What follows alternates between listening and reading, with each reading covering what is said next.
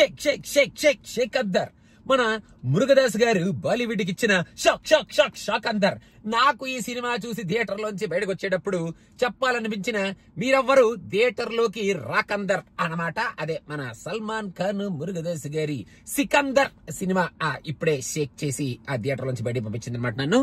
మన మురుగదాస్ గారి మీద ఉన్న మిక్కిలి మక్కువ ప్రేమతో అసలు ఈయన ఈ మధ్య సినిమాలో ఒక రకంగా తీస్తున్నాడు కదా, అట్లీస్ట్ ఈ సినిమాలో మన సల్మాన్ ఖాన్ గారిని ఏమైనా మరి వేరే రకంగా చూపిస్తారా అని చెప్పి ట్రైలర్ టీజర్ చూసి షాక్ అయినా కూడా థియేటర్ కి వెళ్ళాను చూడండి.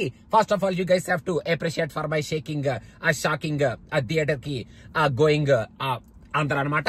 సో మొత్తానికి ఇప్పుడు ఈ సినిమా విషయానికి వస్తే మన మురుగదాస్ గారు సల్మాన్ ఖాన్ గారు ఈ మధ్య కాలంలో చేసిన క్యారెక్టర్లందరిలోకి I will show you in a different way, I will show you the characterization in a very weird way అన్నట్టు ఆయన్ని ఏదో క్యారెక్టర్ లో చూపించి మసాలా ఎలిమెంట్స్ కొన్ని యాడ్ చేసి ఆ మసాలా ఎలిమెంట్స్ కూడా మన సల్మాన్ ఖాన్ ఇలా బాడీ చేసుకుని కండల కాంతారావు లాగా డింగ్ డింగ్ అని నడుస్తూ ఉంటాడు అనమాట.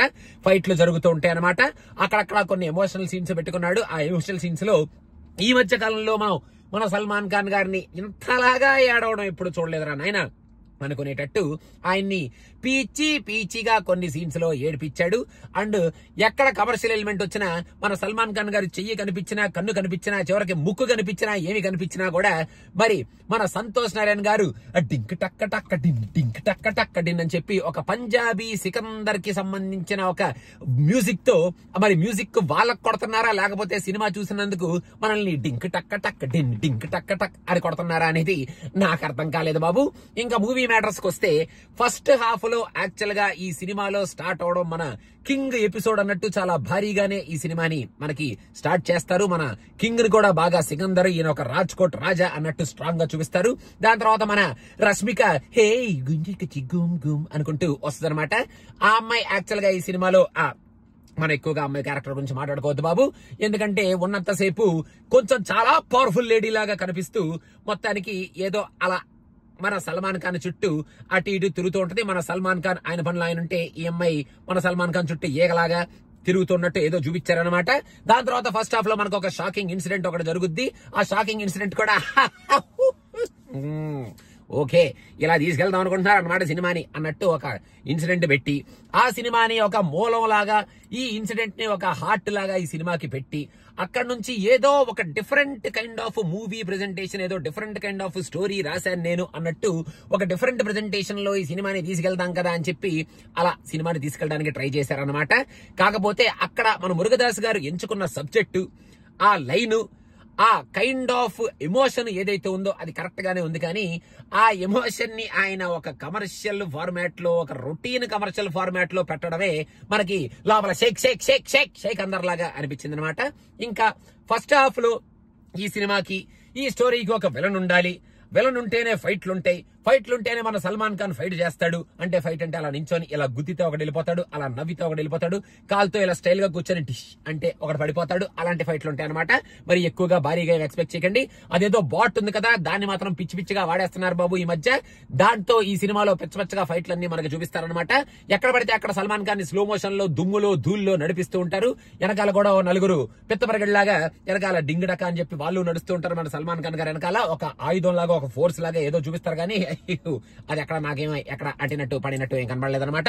ఇంకా విలన్ ఎవరైతే ఉన్నారో మన ఈ సినిమాలో విలన్ మన కట్టప్ప గారు ఎవరైతే ఉన్నారో ఆయన మాత్రం ఈ సినిమాలో ఎందుకున్నారో, ఆయన ఎందుకు యాక్ట్ చేస్తున్నారో, ఆయన విలన్ అని మనం అనుకుంటే కానీ అనుకోలేని విలన్ అనమాట ఆయన. ఎందుకంటే ఆయన విలనిజం కి అక్కడ ఉండే రీజన్ కానీ, ఆయన విలనిజం కి అక్కడ ఆయన చెప్పే డైలాగుల్లో ఉండే ఆ పవర్ కానీ, వీళ్ళిద్దరి మధ్యలో ఉండే ఆ టిఫ్ కానీ ఏది పెద్దగా మనకి ఎక్కదనమాట. ఆయన మాత్రం కూర్చొని మే కరుంగా మే మారుంగా తూ ఆజారే తూ ఆజా అన్నట్టు ఫోన్ లో మాట్లాడి ధమ్కీలు ఇస్తుంటాడు. ఆ ధమ్కీలు దుమ్కీలాగా అలా కిందకి వెళ్ళిపోతాయి తప్ప అసలు ఎక్కడా ధమ్కీ ఇచ్చినట్టే అనిపించదు అనమాట.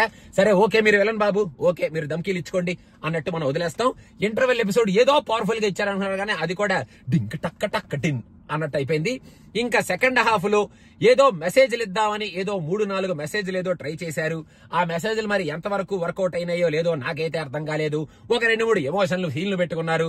ఆ ఎమోషనల్ సీన్లు ఎంతవరకు మనకి కంటతడి పెట్టిస్తాయి, గుండెకి తాగుతాయి అనేది కూడా నాకు అర్థం కాలేదు. పవర్ఫుల్ ఫైట్లు ఏవైతే ఉంటాయో ఆ ఫైట్లు పెట్టుకున్నారు మన డింక టక్క మ్యూజిక్ తో. ఆ మ్యూజిక్ తో పాటు మళ్ళీ మన సంతోష్ నారాయణ గారు వెనకాల ఒక ర్యాప్ పెట్టారనమాట. ఏ గుంగ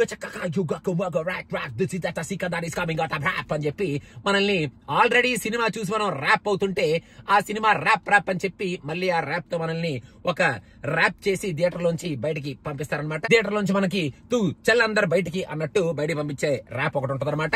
ఇంకా సెకండ్ హాఫ్ లో సినిమా మొత్తం అయిపోతున్న లాస్ట్ మూమెంట్ లో ఎవ్వరి పేరు చెప్తే అన్నట్టు ఒక అద్భుతమైన ఇంద్ర స్టైల్ ఆఫ్ ఎపిసోడ్ ఒకటి, ఆ వేరే స్ట్రాంగ్ ఎపిసోడ్ అక్కడ పడుతుందన్నమాట. అక్కడ కూడా మనకి ఏమీ అనిపించదు బాబు. ఇంకా షేక్ చేస్తున్నారా? Please stop the shaking because we unnecessarily unwantedly ఆ థియేటర్ లోకి ఆగా అందర్ వి విల్ గో అవుట్ అందర్ బాహర్ జాతా హే మే అన్నట్టు మనం లాస్ట్ లో అనుకునేదాకా వాళ్ళు మనల్ని షేక్ చేస్తూనే ఉంటారు. ఇంకా ఓవరాల్ గా ఈ సినిమాలో సల్మాన్ ఖాన్ గారు కానీ రష్మిక గారు కానీ మధ్యలో కాజల్ గారు వస్తారనమాట. ఆవిడ ఎందుకు యాక్ట్ చేశారో ఆ క్యారెక్టర్ లో నాకు ఇప్పటికీ అర్థం కాలేదు. ఆవిడ క్యామియో అనుకోవాలో లేకపోతే సెకండ్ ఇన్నింగ్స్ లాగా ఒక ట్రైల్ ఇద్దాం అనుకున్నారో నాకు తెలియదు, కానీ ఆవిడ ఏదో ఉంటారు. నేను అసలు ఫస్ట్ చూసి కాజల్ ఏంటి ఈ క్యారెక్టర్ యాక్ట్ చేస్తుంది, అసలు ఇంపార్టెన్స్ ఉంటుంది అనుకున్నాను, కానీ అసలు ఎటువంటి ఇంపార్టెన్స్ లేని క్యారెక్టర్ యాక్ట్ చేశారు.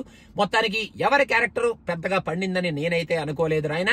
ఇంకా ఈ విలన్ క్యారెక్టర్లు కానీ హీరో క్యారెక్టర్లు కానీ అసలు క్యారెక్టర్ ఆర్టిస్టుల క్యారెక్టర్లు కానీ మొత్తం ఇంక ఈ సినిమాలో ఉన్న క్యారెక్టర్ కానీ నాకైతే అంటలేదు. మొత్తానికి నేను మాత్రం థియేటర్ లోపలికి క్యూ మే గయా అందర్ అనుకుంటూ నేను థియేటర్ లోకి బయటికి వచ్చానన్నమాట.